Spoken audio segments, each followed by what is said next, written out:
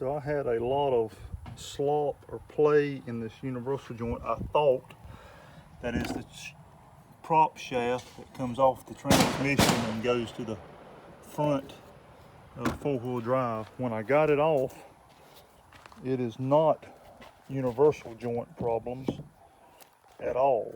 The universal joint is tight, it's not rattling. The problem is the actual splines, and I'm sorry you cannot see that very good in there, but the actual splines in this part, the part that goes on the transmission shaft, is worn, and that's causing it to have play. It's popping and rattling.